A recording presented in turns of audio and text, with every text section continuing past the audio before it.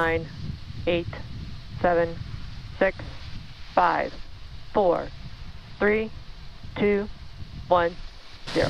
Ignition. Liftoff.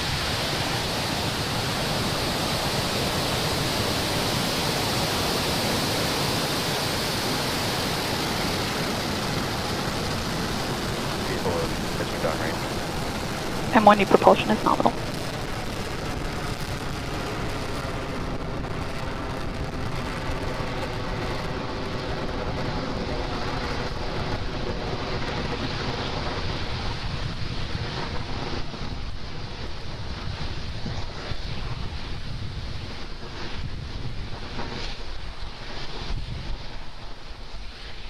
Plus 40 seconds, everything looking good?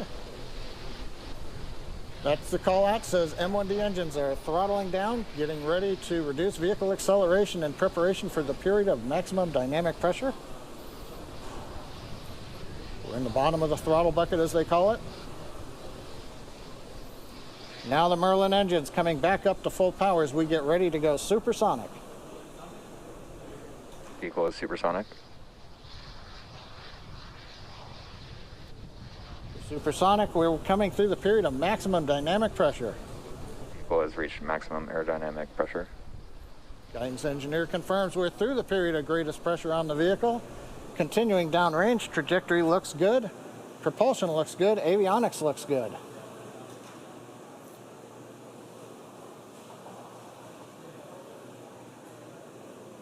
MVAC-D chill has started. That announcement from stage 2 propulsion. We are now beginning to chill in the turbo pump on the upper stage engine to get ready for its ignition coming up in about 45 seconds.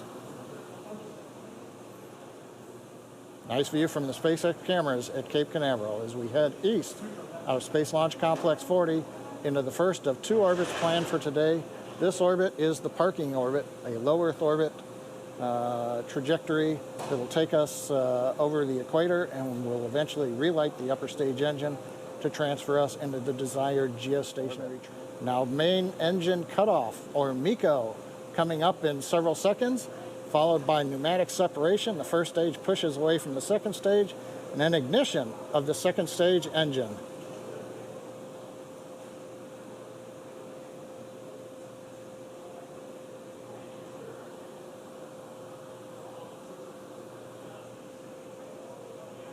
Stage MECO. separation confirmed.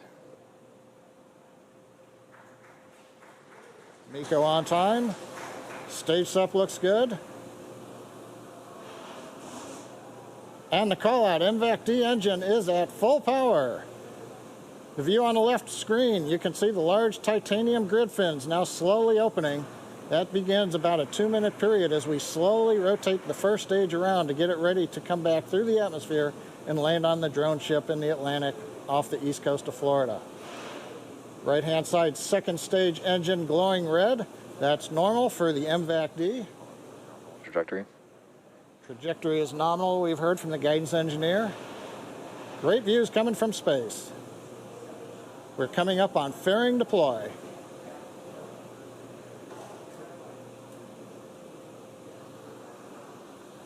Fairing separation confirmed.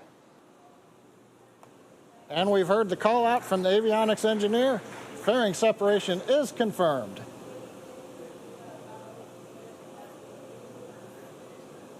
I think you can see in the background behind the MVAC-D nozzle, one half of the fairing way in the distance as it went past the camera. So right now we're coming up 4 minutes into flight. Trajectory is looking excellent. We're right down the middle of the road. Power on the upper stage engine is good. Bermuda is now getting the telemetry from the Falcon 9.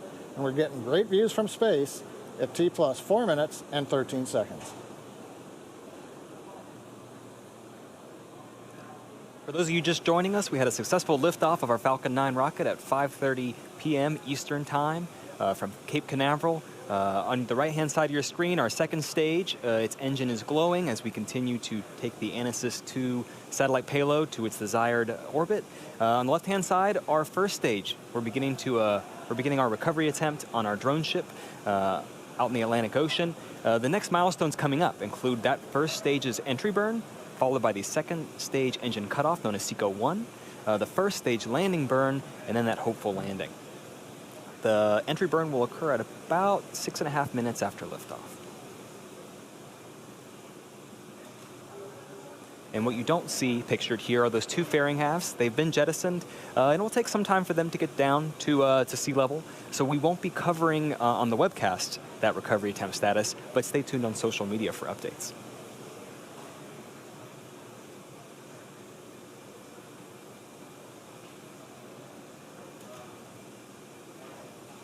You see some pretty clear pictures of Earth there. The first stage has reached apogee. It's beginning to head down there. We're only going to be firing 3 of our Merlin engines during this entry burn in order to slow the vehicle down before it gets to the thicker parts of Earth's atmosphere. It'll slow the vehicle by about 25%. When we perform stage separation, that first stage was traveling about 2.5 kilometers per second. So we have a lot of velocity to reduce. Agree. And we're just under 30 seconds from that entry burn beginning. It's going to last about 24 seconds.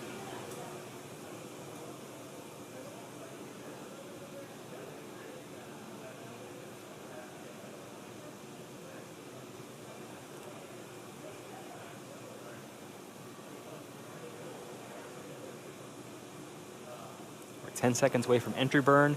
Hopefully we'll be able to hear that call out and have visual confirmation that burn's begun.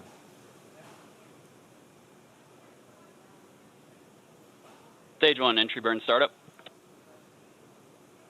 Our entry burn has begun. You'll see that, the exhaust there will grow and start to become elliptical as we turn on the engines. The center engine fires first, the 2 side engines fire shortly after that. So that exhaust will seem to grow during this burn.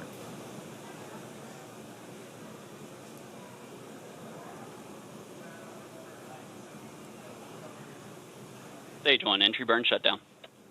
All right, 1 burn down, 1 to go. That's the landing burn. It'll occur in about 1 minute from now, along with the next milestone, the second stage engine cutoff, or SECO 1. That'll be at T plus 8 minutes, 7 seconds. During SECO 1, we shut down the second stage MVAC engine on the right-hand side of the screen. Also signal first stage, Cape Canaveral, expected. In about 25 seconds after SECO 1, Falcon 9 will touch down, hopefully, on our drone ship. Just read the instructions. Currently, it's in the Atlantic, about 350 nautical miles off the coast of Florida. Start of terminal guidance.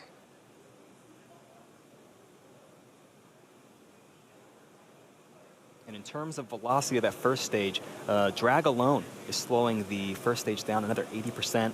That landing burn will take us back to get that last 20%, touch us down safely.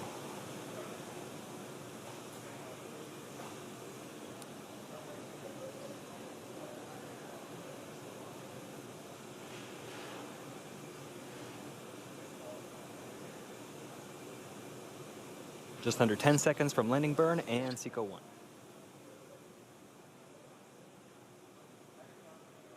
SECO. Stage 1, landing burn startup. We have confirmation of both landing burn and SECO 1. We're waiting confirmation of a good orbital insertion for that ANASIS-II satellite.